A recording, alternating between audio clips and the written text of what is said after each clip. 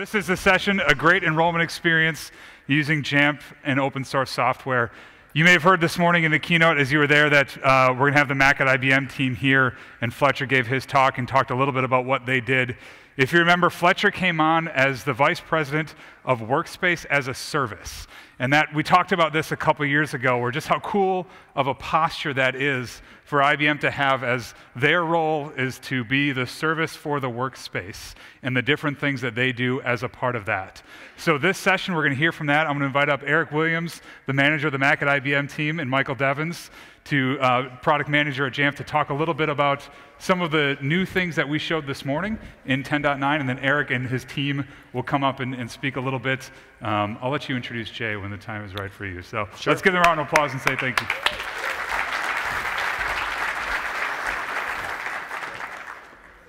Hi, so I'm Eric Williams. I manage the Mac at IBM program, which is the internal use of Macs within IBM.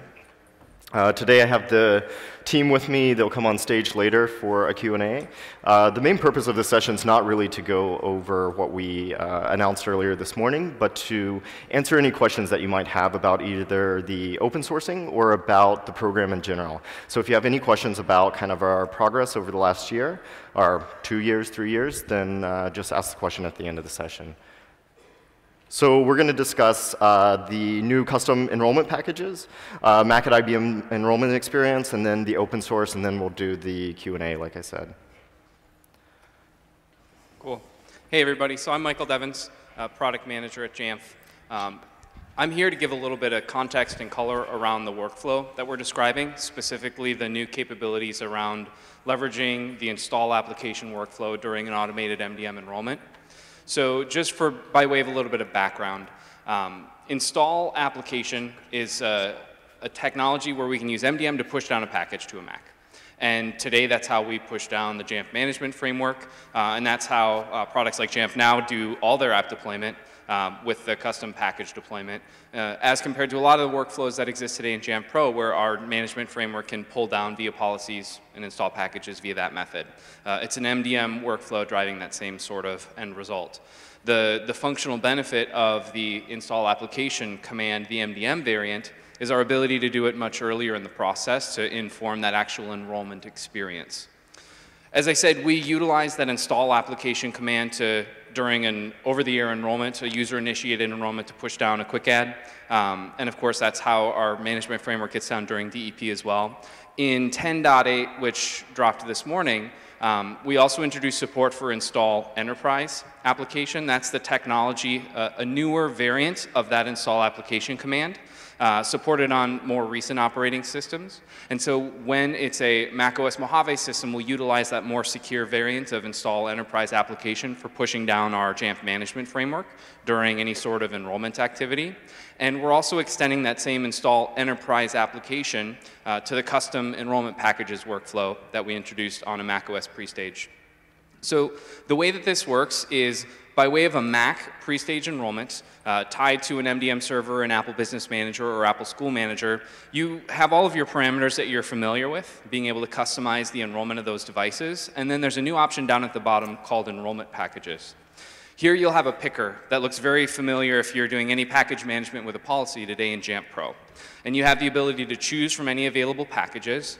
And depending on how your cloud infrastructure and your distribution point is set up, you might be using Jamf Cloud Distribution Service, JCDS, or you might be using another distribution point as well. And we've got a couple different permutations of supporting this install enterprise application or this custom enrollment package workflow, depending on how you're hosting. So you can bring your own manifest. An app manifest is essentially a dictionary of go here to get this application, this package. You can write your own XML, roll your own manifest, and append that to any package you already have on your cloud distribution point. If you're utilizing the Jamf Cloud Distribution Service, we'll actually create that dynamically on the fly, so you don't need to worry about managing that XML. As you hear me describing this, you're hearing me talk about Mojave support and about the install enterprise application. So in 10.9, you'll see support for this workflow on Mojave with install enterprise application. And we're working on bringing the previous version of that command, that install application version, to previous operating systems as well, because obviously a large portion of these deployments are not yet on Mojave. And so we'll bring the install application in a fast following release for High Sierra, Sierra, et cetera. It's got greater backwards compatibility, so you can leverage that even if you're not yet on Mojave. I just wanted to point out that distinction. And then as you add that package, what we're able to do upon saving a package to your custom enrollment packages feature on a pre-stage enrollment, we save that information back up to the DEP, or excuse me, the automated MDM enrollment service, the Apple Business Manager or Apple School Manager, formerly DEP. And among the options that we include in that is a key to say, await device configuration. We tell a Mac to chill and don't proceed through Setup Assistant until we tell it we're ready. So when any Mac comes in through automated MDM enrollment, upon initially receiving that, Jamf is going to manage your Mac or IBM is going to manage your Mac, the Mac is also informed that it needs to hang tight, and that's where you see that retrieving configuration spinner. And during that time, we'll push down the install enterprise application of your custom package. And then we also queue a device configured command, which is what tells the Mac it can proceed through the Setup Assistant experience. So that Mac comes through, gets its install enterprise application, the IBM enrollment app, for instance, or Jamf Connect, or insert your own package. And then it'll receive that permission to proceed, at which time you go through the enrollment experience just as you're familiar with today. That's a bit of the background of the tech to give you the context to how we're deploying with 10.9 and later this new experience. And from here, I'll stick around for questions at the end, but with that technical frame, we'll talk a bit more about the solution that IBM's got specifically, and I'll come back later with questions. Sure, thank you. So just a quick reminder of what our internal experience looks like. You saw this video earlier today with Fletcher. There it goes. So you connect to the internet. It acknowledges that this is an IBM-owned asset. The user will go through kind of the standard questions that they normally would. Once they authenticate with our LDAP, then they go through the rest of the setup. Eventually, they'll set up the local account. We use local accounts. All of our users are administrators on their device. We've suppressed a few of these screens. For example, you'll see that we don't ask about migrating data. If they're going to migrate data, we'd prefer that they set up first and migrate that data later. Once you get to the desktop, our custom application takes over. We ask for a few types of data that we can't automatically gather from some other system. The user will provide these data types to us, and we'll log them for audit purposes later. Or we may want to take different actions on the machine based on the answers they provide here. So if they work with PI, for example, we might want to do something different on the computer from a security perspective. Once the registration is complete, the very first thing that we'll do is reboot. Obviously, we want to enable the security controls such as File Vault on the device before we put any IBM-specific data on the machine or any licensed software. Once you reboot, you have to, of course, set a compliant passcode. You'll come back to the desktop. You will choose any applications that you want to install. You can go through, see what the applications are used for. We also estimate the time that it will take to install. If you choose too many applications for your internet connection speed, we'll actually warn you, as we've done here, to let you know that it's going to take too long. One of the main complaints that we got from our end users with our first deployment was that they would choose every single application that we offered, and then it would take too long, or it would fail out. So we've put that control into place now so that our users are aware. At the end, we kind of give our users some next steps, so you can link to documentation, websites. For example, we use Notes internally for email, and so we have a setup there where you can add your ID file. And then we launch the store, so the next action for our users probably is going to be to install additional applications from the store that we don't offer in bundles somewhere else. So to kind of quickly go through how you might customize this application for your own use is our developer, Jay Latman.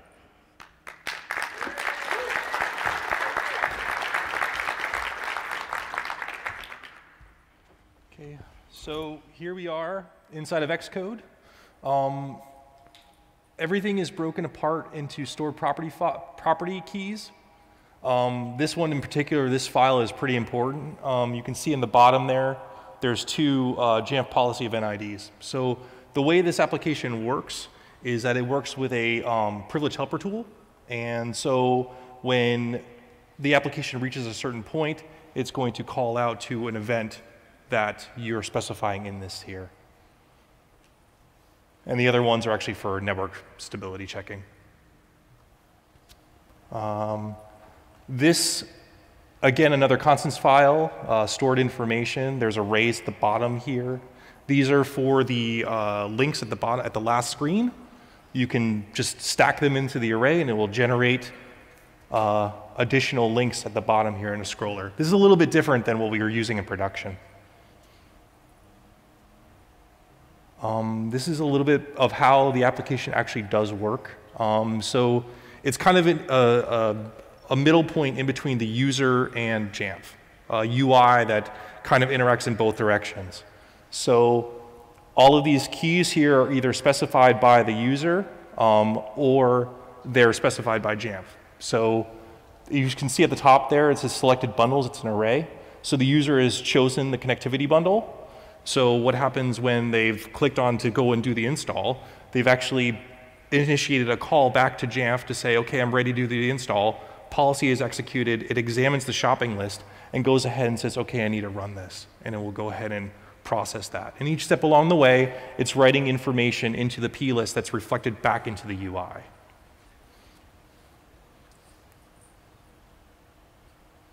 And this is a link here for the open source project.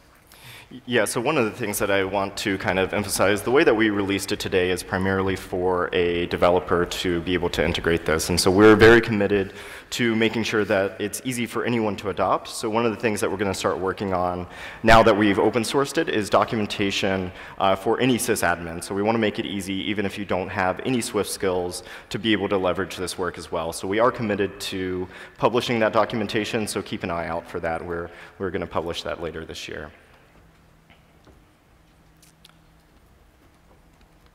Okay, so the rest of the team will come up now. Like I said, so we will answer questions on the enrollment application, the open sourcing, and then of course we'll answer any general Mac at IBM questions that you might have.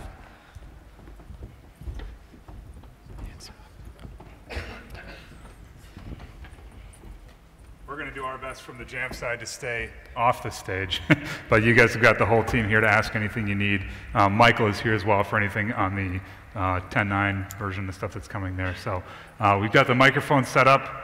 We've got time. Who wants to start us off? We got one in the back. Yeah, if you could, when you have a question, sorry, please come up to the microphones and you can line up as you have, just so we can make sure we can have those questions themselves in the recording. We can do our best to record, to say them again if needed.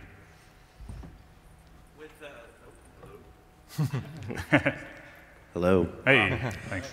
With this large zero-touch deployment where you're doing global deployments and you just hand them these computers, how do you expect your users to know what steps to do? How do you guide them through it? What's your documentation process? Do you email them a PDF? Things of that nature. Sure, so we really aim for the experience that Dean talked about earlier today. So really the goal is that a user should not need any instructions. With DEP, with some of the stuff that Jamf has in the product today, as well as some of the stuff that was mentioned earlier, we really are able to provide that experience. So you'll see the application that we've created is really a wizard type application. So it's very similar to a consumer experience with any other product, with setting up a Mac, even outside of the enterprise. So we published very little for our end users. Of course, there are certain scenarios where a user may have more trouble setting up. So of course, we have internally on the help sites step-by-step instructions with videos, but we really aim for no instructions. Hi. So if you're not AD binding, how are you enforcing the password change at the first login? And also, how are you enforcing password changes on a periodic basis? Yeah, so we're actually using the PW policy and some profiles to actually enforce that. So at the initial DEP enrollment, we push those down, which forces the change at the next login. And then when they change their password, is that the same solution? Yep, the setting is applied through all administrator accounts created. Anytime they change their password, anytime it needs to be rotated, it'll get prompted. Okay, thank you. Go ahead. Go ahead over here. Yep. So you mentioned that the migration will happen later. If the old account is not part of the same username in LDAP, how do you deal with that? So we, again, we don't bind to LDAP for the account itself, so we're just dealing with local accounts. So you can migrate the data over. There would be no need to use the account that you created as part of the setup. We've also built a custom tool within self-service to make sure data goes to the right place. But since it's not a directory-bound account, it doesn't really matter. So different username, different account doesn't matter? Yeah, it doesn't matter, right, because it's not bound. Hey, so how are you doing the deployments in regions where DEP isn't available? Are you purchasing the machines in the DEP region and just shipping them out, or? No, so in cases where the machine is not DEP enabled, you'll go through the over-the-air enrollment. So setupmymac.ibm.com, we made it very simple for our users. They will set up the Mac just through the consumer experience, and then once they get to the desktop, they're instructed to go to the website. And after you install the configuration profile, then our same process takes over. Thanks. Yep. Do you have any advice for admins who are employed by organizations who do not want to publish LDAP to the public internet and rely upon a second-party SAML authenticator? I mean, short of Apple building a SAML plugin for that authentication, what sort of things can we say to our organization? Find me later. Yeah, I think that's a find me later. We'll have to talk as a team. Thank you. Yep. Hey, in your enrollment process, how many different bundles do you have, and how do you maintain those bundles over time? I'm thinking for our environment, I'd love to have like a developer bundle where it includes like Chef and Brew and all these developer tools, but we try to push that back on a lot of our development teams to kind of maintain that tool set. What do you guys do for that?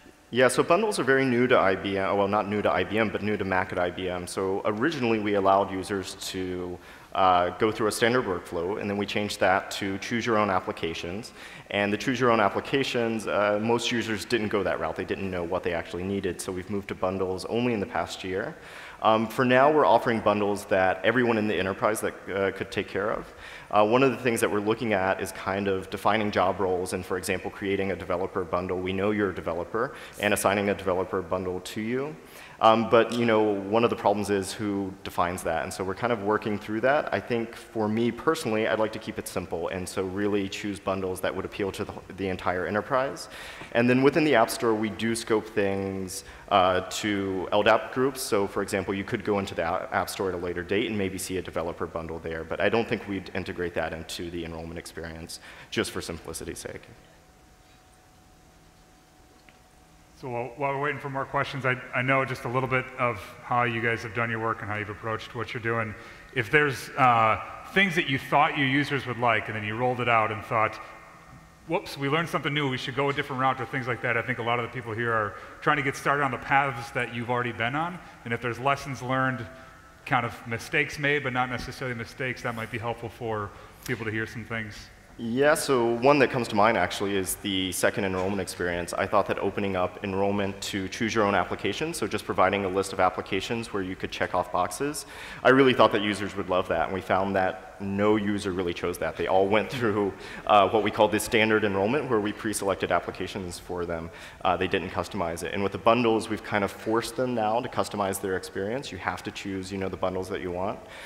So we found that that is a lot more positive in terms of the end user experience. But that was kind of surprising to me. I thought that end users would really like to fully customize their experience, but I think that's kind of one of those things. Too much choice is maybe a bad thing.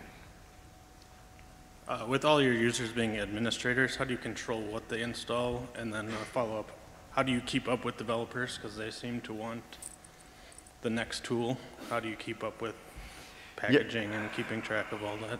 Sure. So we use the native Apple tools. So we have Gatekeeper are configured on all the Macs. And so, of course, you can only install from a trusted source. We also blacklist certain applications. So security maintains a list of applications that are blacklisted. Of course, you can't run those. We use Jamf to manage that.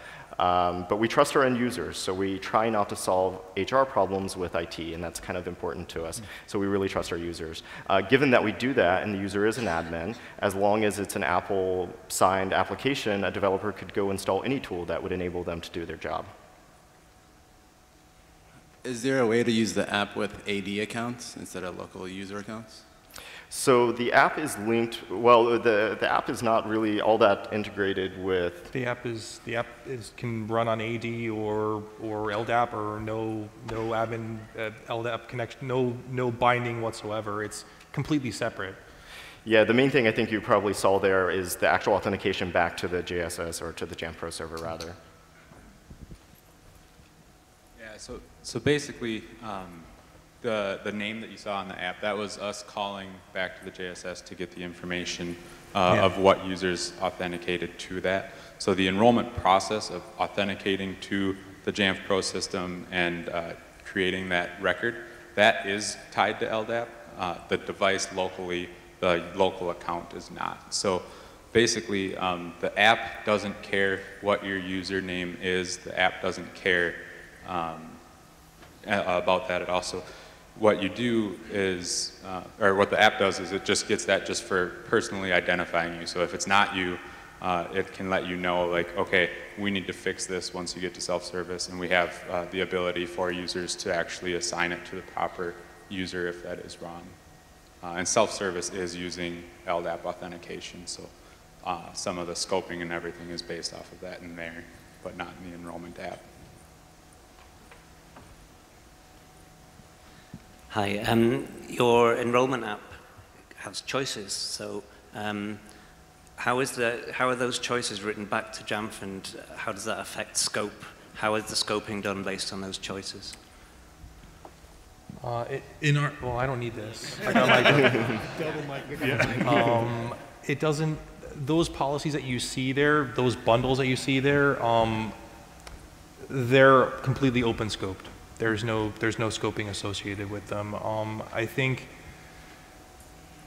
we'd have to take a look at see about doing things like persona inside of that. I think it would be simpler and more clean to try and do that persona stuff inside of self-service, direct the user back to any sort of special stuff. Keep everything kind of generic inside of the app. Going over here. There was a step in the process that asked if there's any sensitive information on the device. What do you do if they have sensitive device data they're going to be storing on it? Yeah, so today we mainly use that for audit purposes. So that gets reported back to a database. So for example, if an auditor comes to us and says, can you give us all the machines that has SPI on it, then we can pull a list of all those machines and perform an audit so to make sure our other security controls are in place. Are you still not adding any third-party antivirus or security software? Are you still relying on the built-in? So we do not install any third-party antivirus on the machine. We rely on XProtect.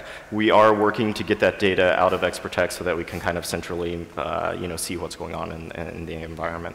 But there are a few machines that do have semantic endpoint protection if we're contractually bound with a customer, for example, to have a third-party antivirus on the device. But for the most part, we do not use a third-party antivirus. Does IBM does IBM support previous Mac OSs, and if you do, how do you support those with your deployment? So we support current -1 as policy.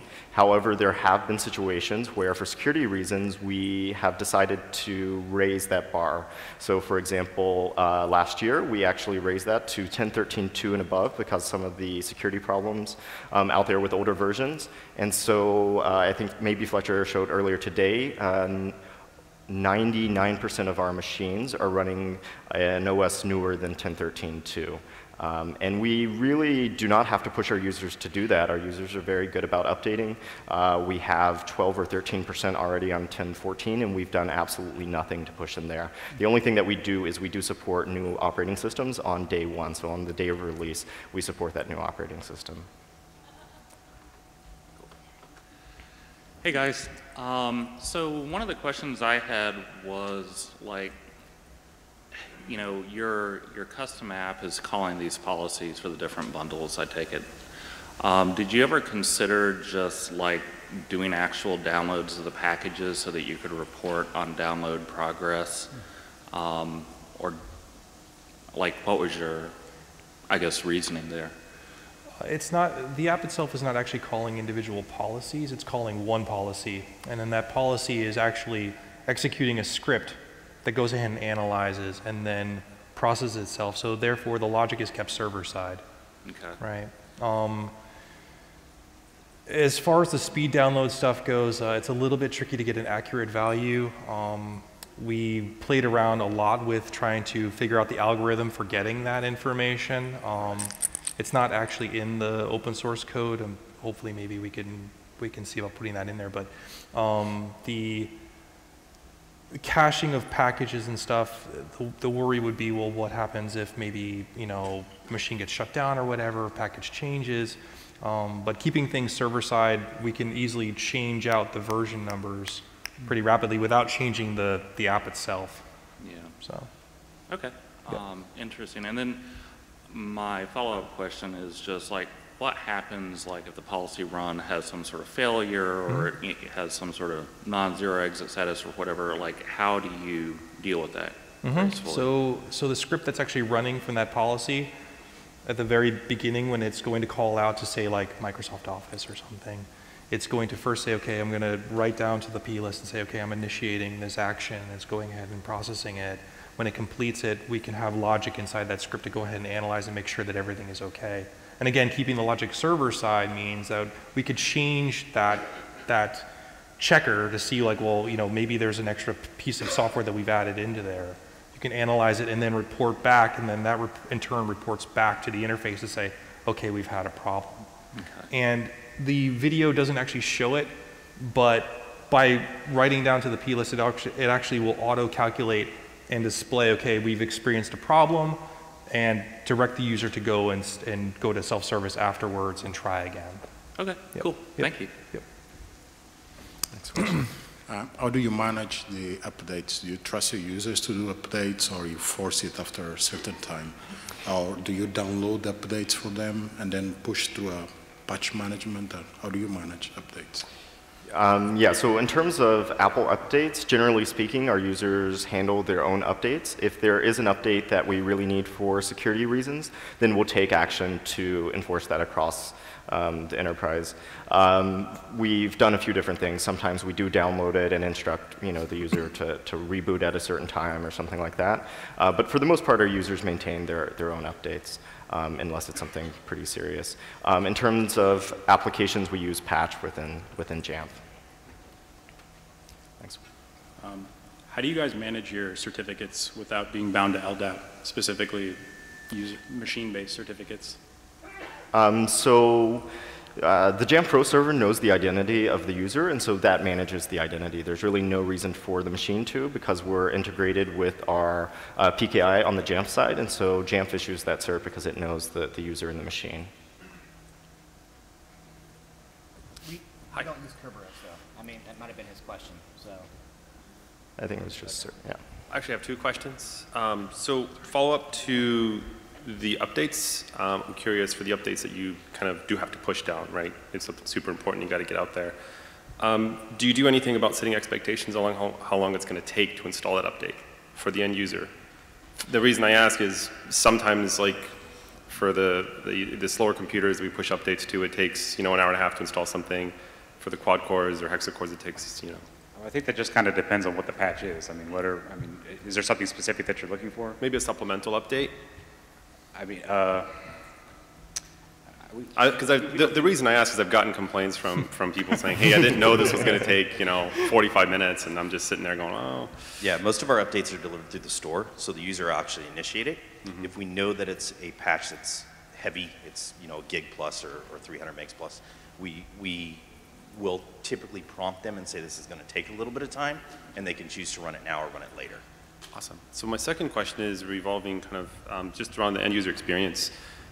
Sometimes we have issues with computers that have hardware problems, and what I like to do is just give somebody a brand new computer. Like, I'm not going to tell them to go to the Apple Store or try to troubleshoot the box. It's like a, you know, something's dead on it or whatever.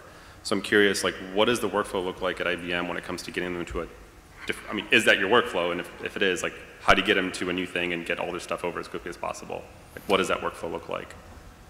Right. So there are a few different ways that would happen. At our strategic locations, we have something called the Think Desk. It's basically a Genius bar where a user can go get support. They have new machines there and loaner machines as well. So if we need to send it off for repair, you can get a loaner device. They have the tools there to migrate the data to clone it over to a new machine. So the user will walk away with a fully functioning machine with all of their data. And the goal there is not necessarily just for a completely dead machine, but if it's someone in sales that has an important presentation later in the day, they can immediately get a functioning machine right away. Alternatively, you may have to ship it off, or IBM will come on site to service an IBM machine, actually. In that case, we'll provide directions on how to back up and migrate the data over. We have that documented on the support site. Awesome. Yep. I do have one follow-up question. I don't mean to be a hog Sure. here. I didn't see anyone else at the other mic. We talked about AV just a couple of questions earlier, and we mentioned third-party. I mean, I guess ExpertTech kind of is third-party to the OS, right, when it comes to antivirus. But so you guys, from like an AV perspective, with ExpertTech, do you have 0-day support for new operating systems? I mean, how does... Yep, we support new operating systems. We have since the inception of the program. That's very important to us. Very awesome. Thank you so much. Yep. Hey, with the bundles of the apps, you said you're calling a script, which then I presume is going off and calling other like policies. Are you going to share those scripts? Because you want to start that? Yeah, I think once we dig into the administration of it, how to actually develop that for admins, yeah.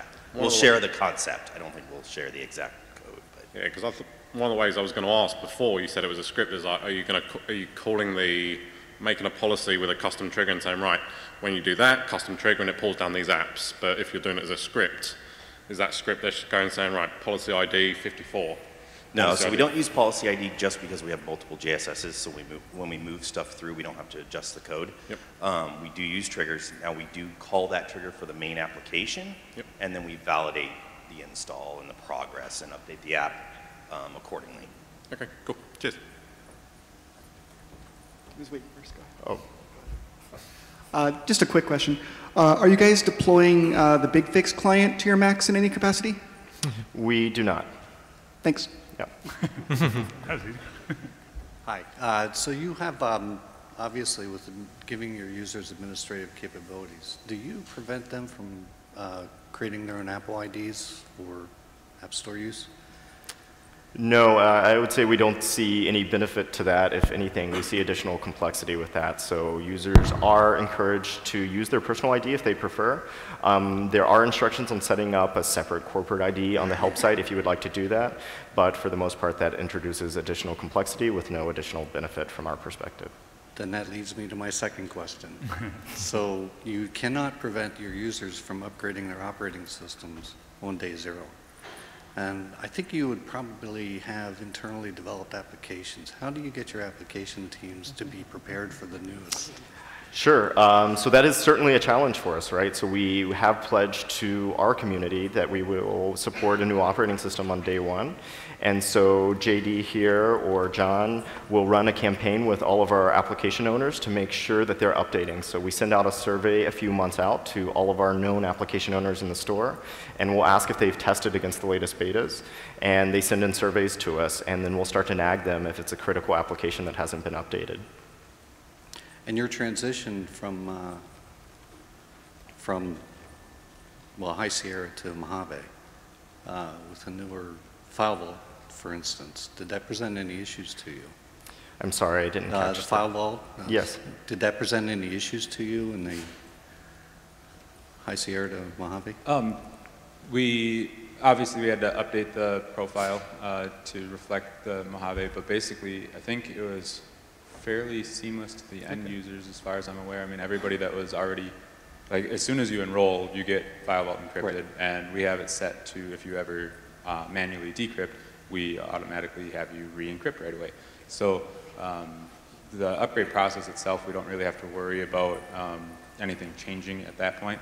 And then anybody that comes in new on 10.14 automatically gets the 10.14 profile with the settings designed for 10.14 for Mojave.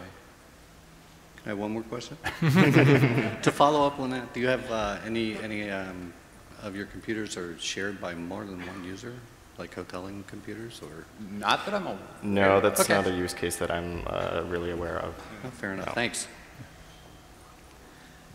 So since your users are admins on a machine, do you lock them down from being able to create other user accounts or additional user accounts? No. Okay, is there a reason why you just don't care if they have other user accounts on there? I'm sorry, is there a reason? Is there a reason why you don't lock that down? Do you don't care if they have other users? Yeah, again, we try to trust our users, so we don't put IT controls in place to solve some type of HR problem, but even then I wouldn't see any type of issue there with creating another account. Thank you. Yeah. I'm always looking for ways to remove semantic from our environment. Yeah, so I'm curious, given this is your workflow for the standard deployment, how do you handle the exceptions where you have to deploy a SEP for compliance reasons or anything like that? How does that fit in here? Yeah, so the most secure group of users, or major secure group of users within IBM, are privileged users. So they have production access to either a customer system or to one of our systems. And in that case, we deploy additional security controls to their devices, as well as semantic endpoint detection. And so we have a blue group that, actually I'll let Ryan go through that. Yeah, we have a blue group that actually, after enrollment, will deploy against those users if they're in the group. Yeah, it's an LDAP group. Seems like we're on a security theme, so I guess I'll keep that up. You guys are doing a lot of awesome things as far as putting the user experience first while also keeping things secure. And I love that. My team loves that back in the office. But you're doing a lot of things that my security group would probably jump off a bridge for. How do you start to talk to your security groups internally and help them understand that these technologies and these approaches aren't actually scary and doom-inducing? Because I've tried to have those discussions. I've had Apple engineers come on site and have those discussions, and they just won't hear it. So I'm curious what your experience has been, and if I can maybe take any lessons learned from that. Sure. So one of the things that we did when we started Mac at IBM 3.5 years ago, we involved security from the very first conversation. So before the program, before there was anything, infrastructure was designed, before we'd purchased Jamf, we involved security in the discussions. And so one of the things that allowed us to do was kind of educate them about macOS along the way and educate them about Jamf along the way. And I think one of kind of the key problems with security is they don't understand macOS technologies, they don't understand what Jamf can offer. And so by kind of involving them with all of those discussions, they got a feel for really how we were going to secure the enterprise. The other thing is that we have a really good CISO, we have a good CISO team, and so we're able to kind of have that conversation of, what's the real benefit here? And, we very often challenge them. If we're taking a security control to put into place because it's going to cost the company X amount of, revenue if something goes wrong, what about lost productivity? So, we really push security to kind of make the right choices. I think that we have a very secure ecosystem, and I think our security group would agree, but it's really more about education. I mean, that's what I hear all the time. When I talk to other companies, especially security groups, very often they're mistaken about the technologies that are built into macOS. Thanks. Yeah, Fletcher would like to add something. Hi there. Just because this topic comes up all the time, both inside of IBM and with everybody that we meet. The one thing I would say is, if you have a CISO department that's whole strategy for security is the endpoint, they've got to evolve their security thinking. And the trend line continues of advantage going to bad guys, not good guys, right? Red is easier than blue. I totally get that. But ultimately, this becomes an exercise in who's going to understand the network and the systems that underlie that network better, you or the people who are trying to break in. And I'm a lot less worried about drive-by shooting, botnet, ransomware activity. I'm very worried about apex predator, APT type activity. So we got to get to a place where there are zero trust networks, a reduced reliance on the endpoint, protecting the data, not the device. And so a more fruitful conversation with the security team is not, I don't want to do this because people won't like it. I think it's got to be, your borders are a lot more porous than whether I take away local admin rights or not. And if you really want to solve this problem and increase our security posture, you got to do a whole set of other activities. If you just want theater of security and be able to say you did something, then we can do some things that will annoy people that are just trying to do their jobs. And so that is, I think, the dynamic of the conversation that I try to have with our security teams. Thank you. Appreciate it.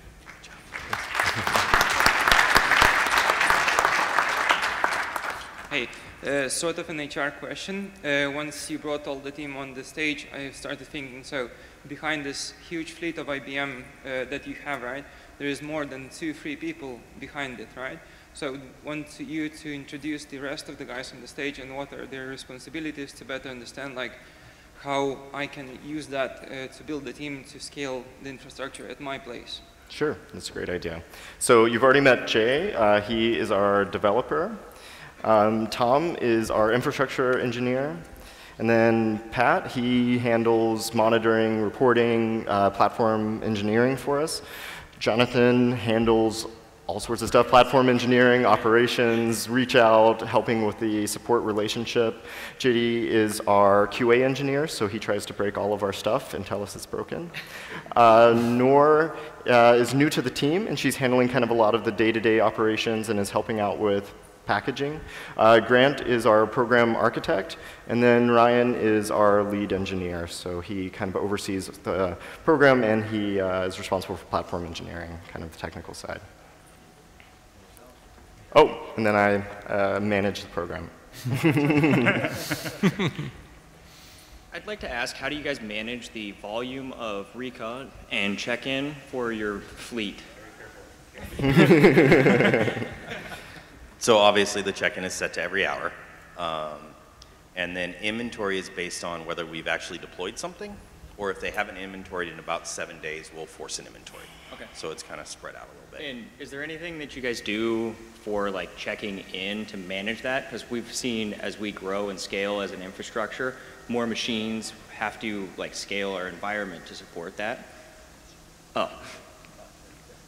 Yeah, with the new features in the latest version of the Jamf product, we've disabled the network check-ins. Okay. That will limit a lot of stuff. What did we? The state change. State change, yeah. Network state change. What did we see decrease of? Like 50%, 70%? It was over 50%. Yeah, it was over 50% decrease in check-ins. Awesome. JNUC hooks, you know, scale through intelligence.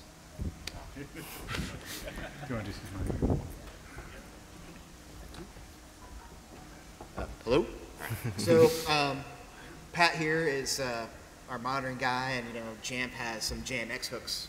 JNUC hooks, okay, there we go.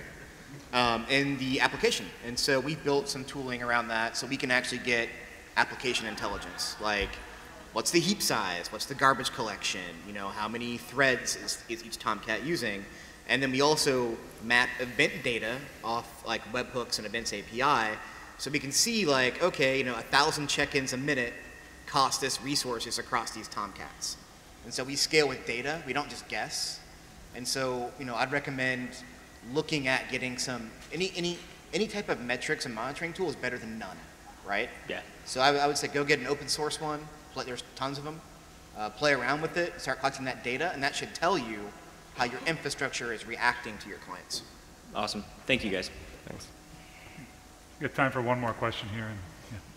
Assuming everything doesn't work perfectly all the time, what are like some of the top issues that your Mac population is currently experiencing?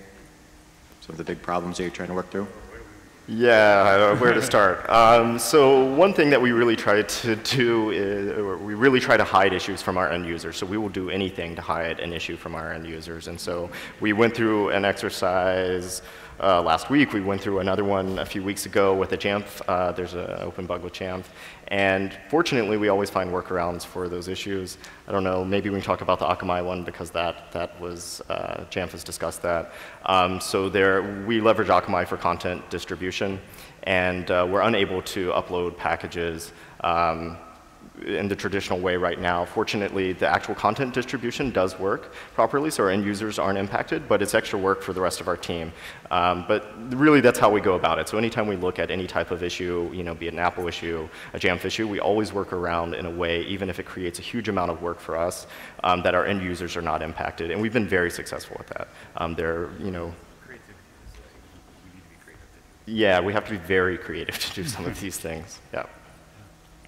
Okay, so one last thing. I just want to say again that we're really committed to open sourcing. We really want to give back to the community. We really enjoy JNUC a lot. It's actually one of the only times all year that my entire team gets together, so we really love JNUC. We're going to keep updating the open source project that we announced today, as well as hopefully releasing additional things as we create those. And again, we'll update the documentation to make this a little easier for any kind of sysadmin to use, not just one that has knowledge of Swift. Thank you.